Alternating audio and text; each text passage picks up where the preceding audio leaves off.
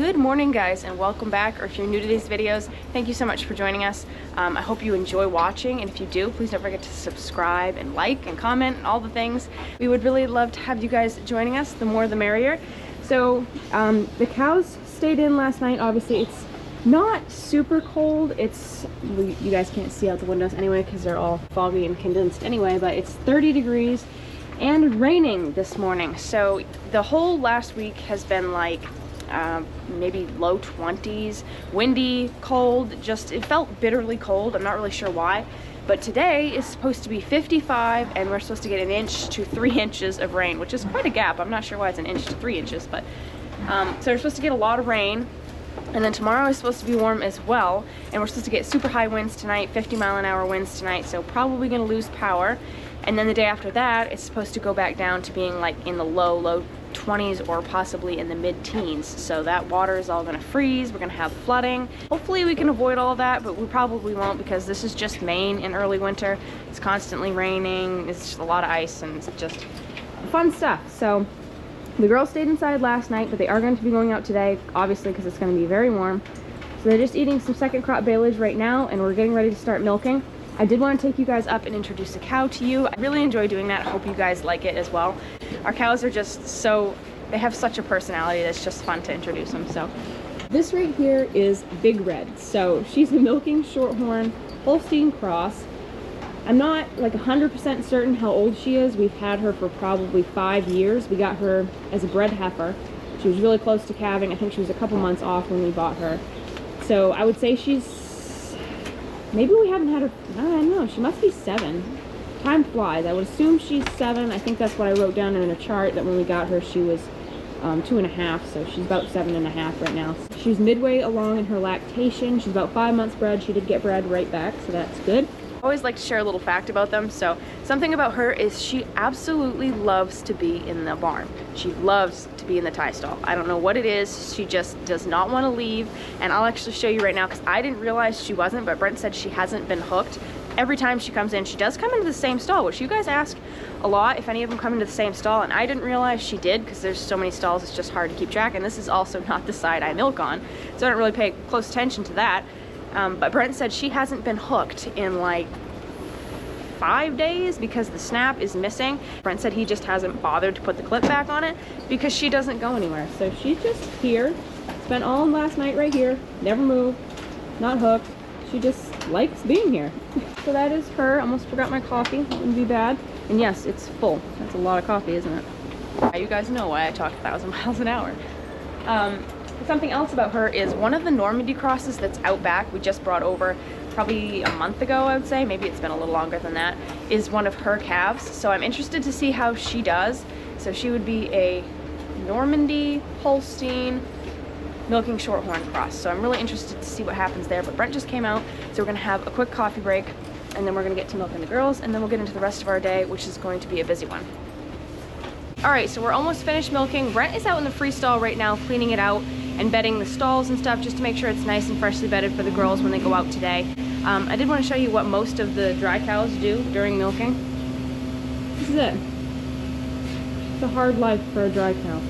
Just eat and sleep and then go outside and sleep some more and eat some more. So hard. Brent is almost done. He's getting the last bucket to put on the floor, I think.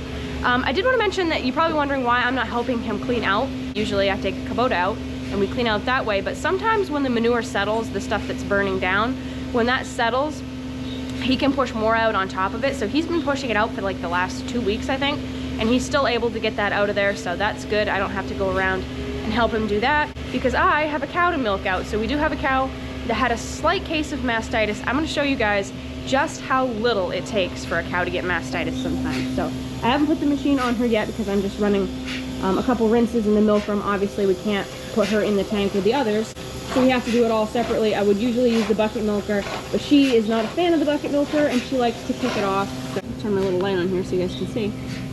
This, okay girl, don't mind me touching it really. I don't know if you can see, I don't know if you guys, can you see that little tiny bit of a scrape right there?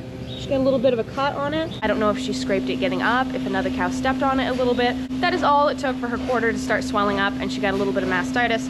So we treated her, and now she's on the mend. She's almost ready to put back in the tank, but I've got to go switch over a few things in the milk room, and then we'll put that on her. Then we'll let the girls out, and then we'll get into the rest of our day.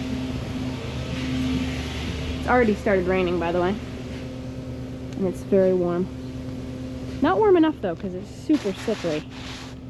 So it hasn't warmed up like they said it was going to yet. I think it says that it's 35 right now.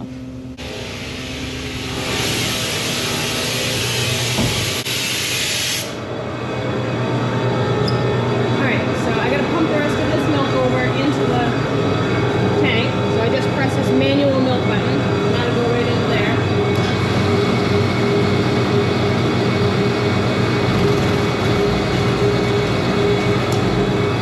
Take the pipe out of the tank because we don't want that treated cow going in.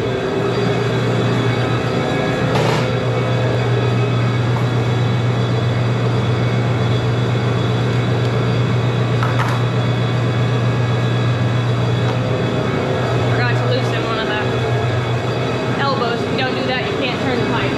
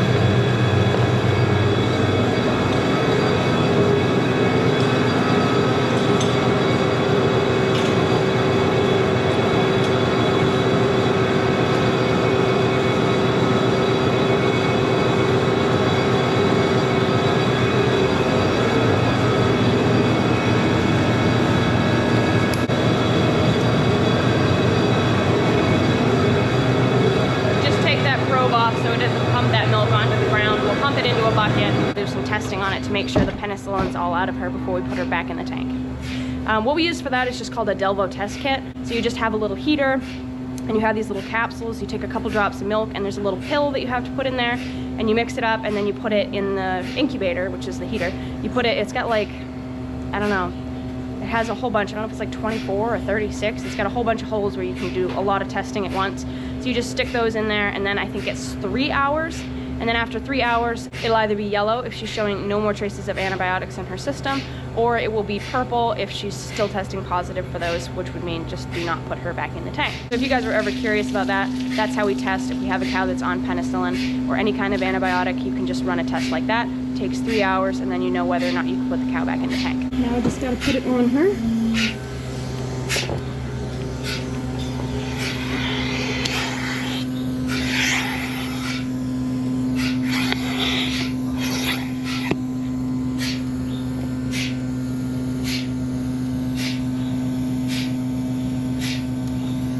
She's a little bit testy where she hurt herself, aren't you?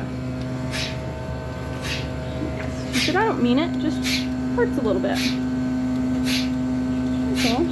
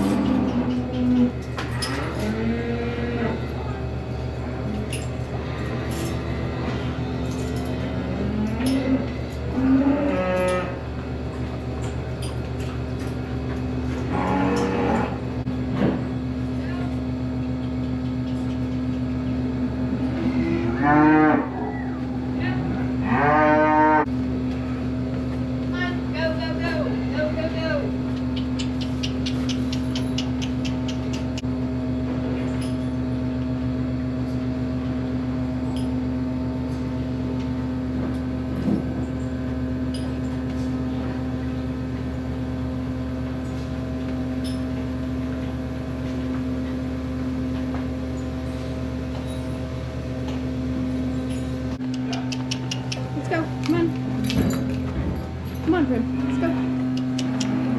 Good. Come on.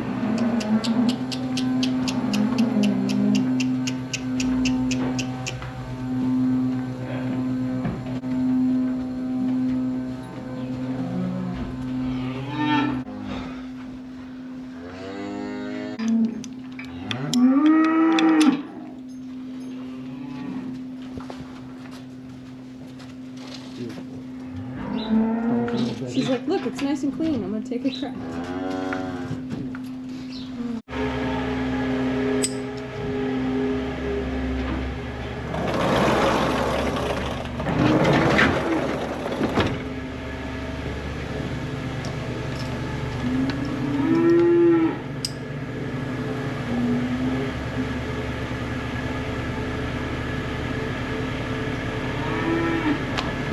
Brent's got to go across the road with a skid steer and put a little bit more hydraulic fluid in it. It was a little low from the last time that we replaced a few seals on it, so he's going to go do that. I got to get the wash going in the milk room.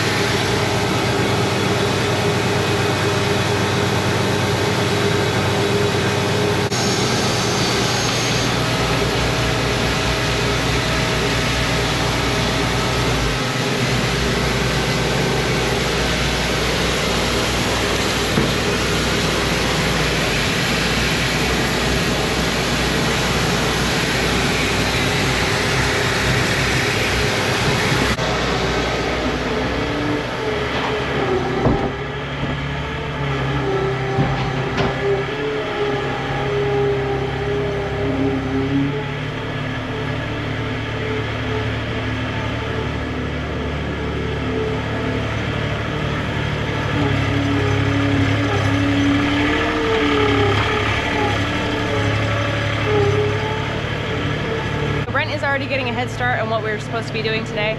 So we're cleaning out the stalls. We have a lot of them. We had a water bowl flood a while ago, so it made the stall really wet. And then we have another stall that the water bowl is leaking and it needs to be sealed. You just need to put some tape on the threads. You can see that's leaking, making the stall really wet, and there's lots of extra sawdust. Hay that the cows have pulled back.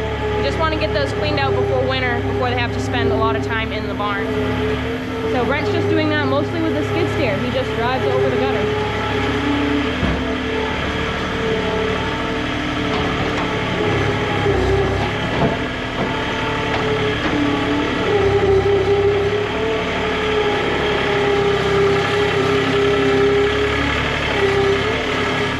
So I'm just going to grab a shovel and finish off what he can't get.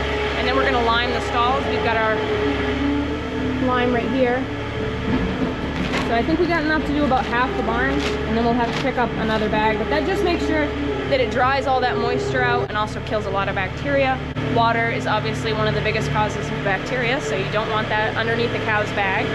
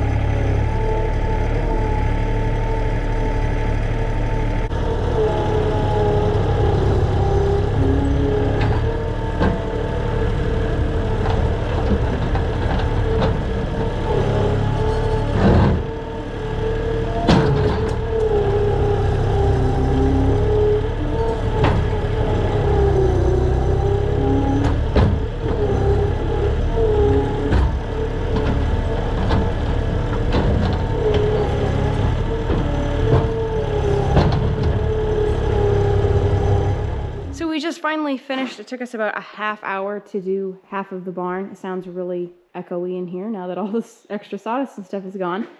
But that's really weird. Doesn't that sound weird?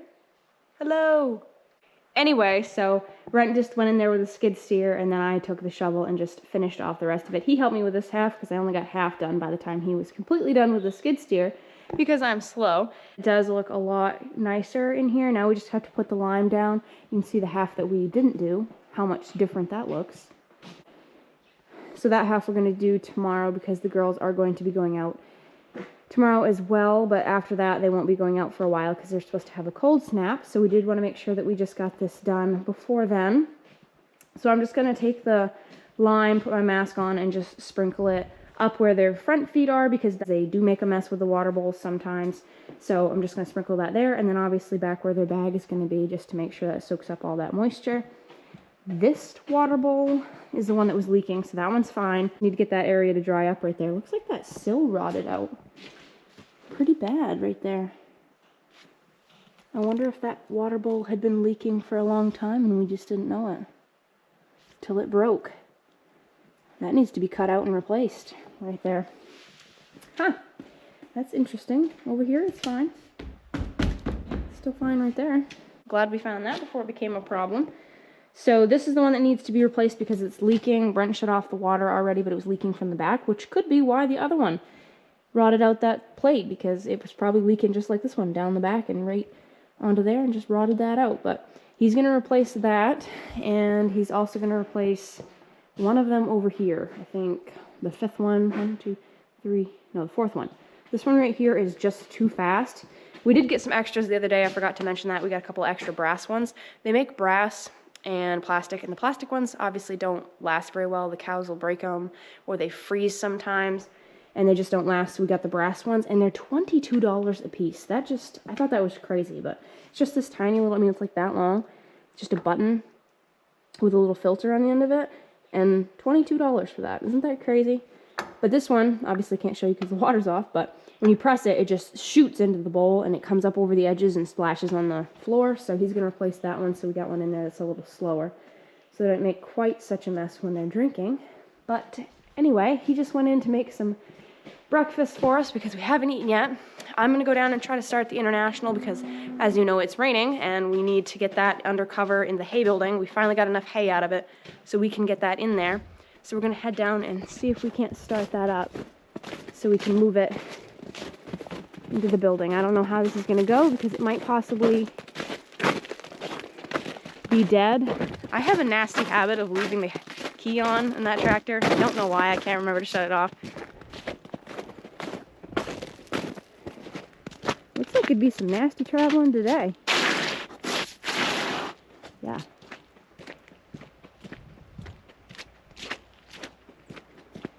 Altogether, we have about a foot of snow.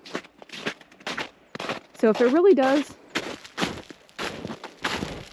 rain today, like all day like it's supposed to, and get really hot, we're gonna have a mess on our hands.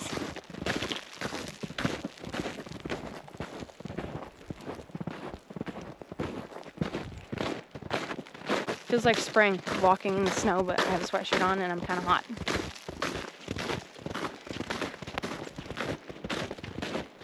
So that is where we're going to be driving it into. You can get to this hay building from 3 different sides. It's got 2 doors over there. Well, not 3 sides, but 2 sides, 3 different ways. It's got a big door here and 2 smaller doors on the other side, so you can get into it any way you want. It won't be in the way if we park it in there. I'm probably going to back it into that corner. Wow, that is deep. It's a lot of snow on it.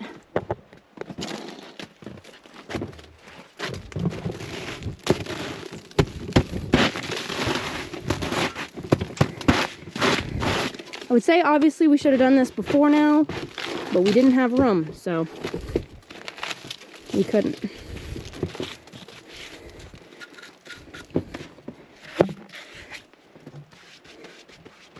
All right, so what we're gonna do, key's not on, so that's good. We're gonna give it just a touch of ether, so just like that, and we're gonna rev it up a little bit.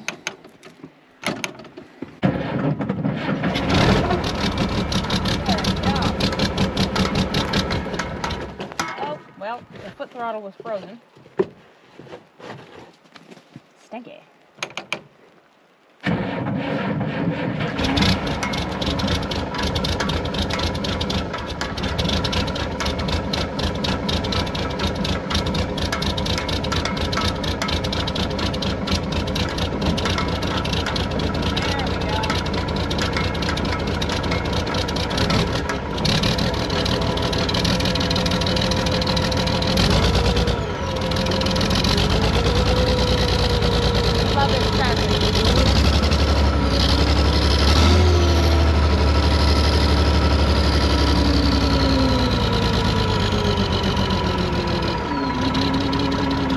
So obviously we're going to let that idle for quite a while, and then we'll come back down and move it, clean it all off, unhook it from the spreader, and get it in the building. This is the pile of manure that we ended up with. We're going to move that with the Kubota today, just take it down and dump it in the manure pit. So we haven't put the door in yet, so we'll probably just dump that a little ways into the pit, so it'll probably stop a little bit of the manure from spreading toward the door. Whew, I ran part of the way back and now I can't breathe.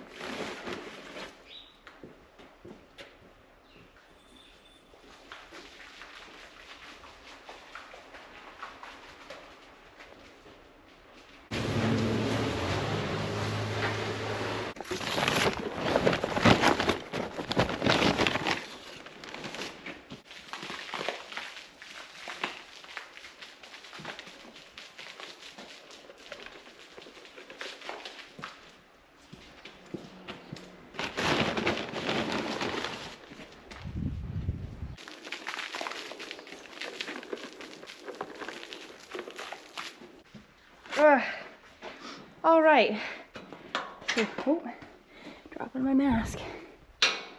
So we had just enough to finish liming this part of the barn. I did want to show you guys, I worked a little bit more on my pipeline the other day.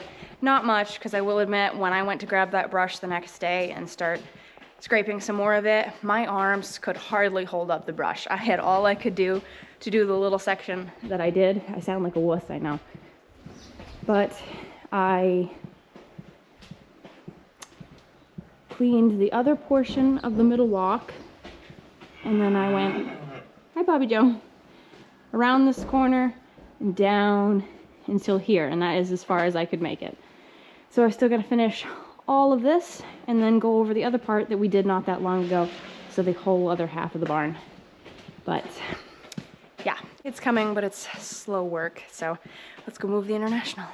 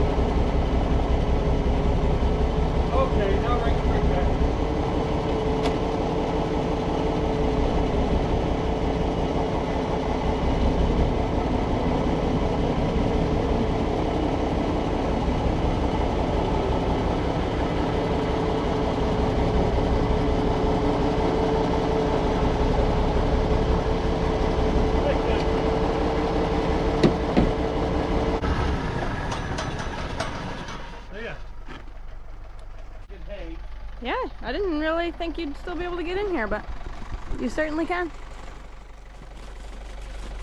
Goodbye. All right. So You got a knife on you? No. Oh, there's one over there. All right, guys, we are taking the last of the manure down to the pit right now. Just the 2 buckets, so it wasn't too bad. But I think we still got a few more things planned for today. Kind of hard to get through all this snow, but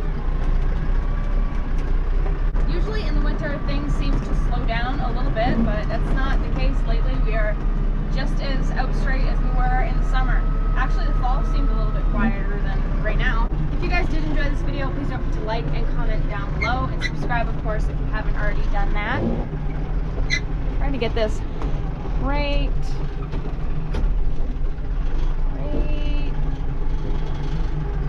there.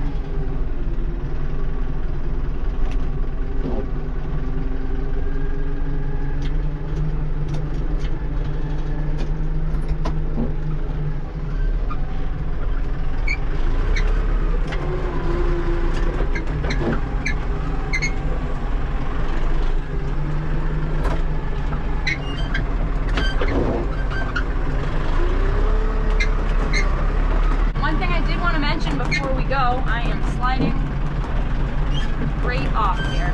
Good lord. Four-wheel drive and everything. Okay.